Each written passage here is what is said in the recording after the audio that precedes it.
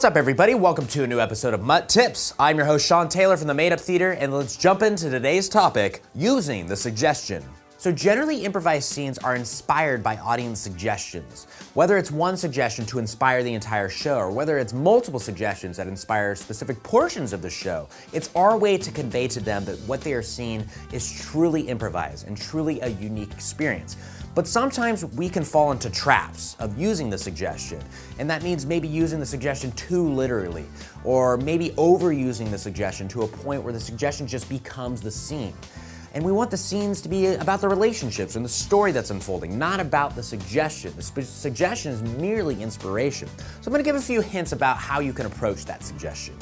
So let's start first with using the suggestion too literally, because if you've been doing improv shows a lot, let's face it, you're gonna get the same suggestions sometimes. If I were to prompt you right now to think of a non-geographical location that you might find in any city, right? You would probably think of a few of like the standard ones, like library or bowling alley or Starbucks, you know? Those are things that generally people are very familiar with, so they're more inclined to say it off the top of their head. It's the first thing that comes to their mind.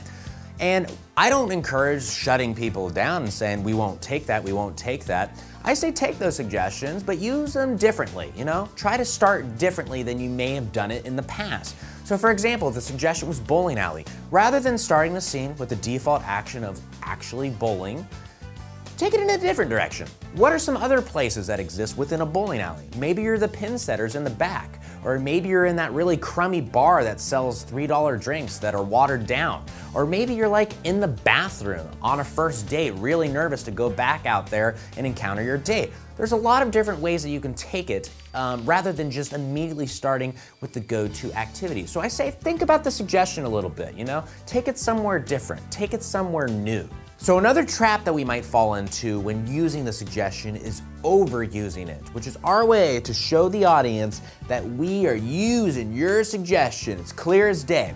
So for example, if the suggestion was Hawaii, like maybe I might start a scene by saying, well, Meredith, nice honeymoon here in Hawaii. Got you a little Hawaiian Mai Tai with a little Hawaiian pineapple on top.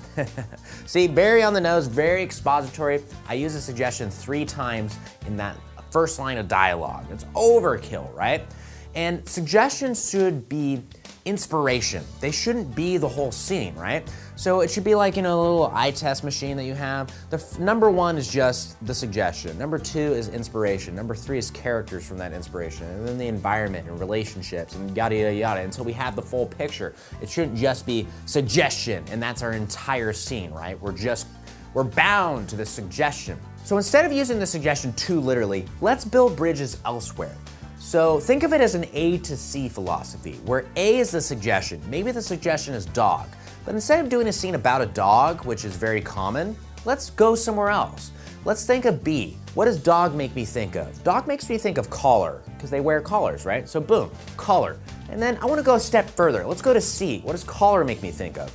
Collar makes me think of like those ankle bracelets that you wear when you're on house arrest. So boom, ankle bracelet. So I went from A, which is dog, to C, ankle bracelet. I'm gonna do a scene about someone on house arrest from the suggestion of dog. I know, it's a little strange, right? It's inspiration though. Just because the audience gives us the suggestion of dog doesn't mean that we have to do a scene about a dog. Let's draw like some type of parallel to something else.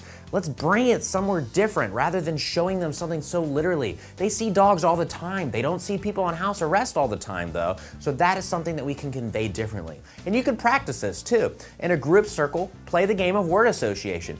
But instead of saying A to B, go from A to C. So if somebody says Hawaii to me, I want to say a C word, okay? I don't want to free associate off of Hawaii, which I might think of like island.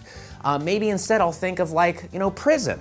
Because an island is kind of like a prison. So that's my inspiration. I say prison, and then the next person says the C word off of prison. My A word is prison, their C word might be whatever they are inspired by. Go around the circle. It's a little harder because you have to think a little bit more, but try to go fast and try to free yourself and see if you can take your mind in a different direction, because that's what the audience wants to see. They want to see a unique perspective.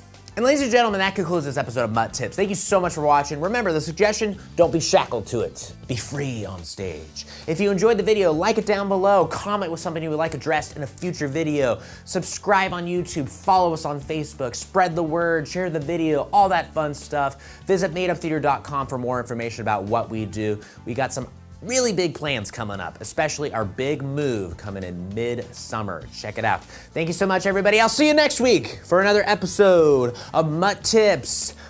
Bye.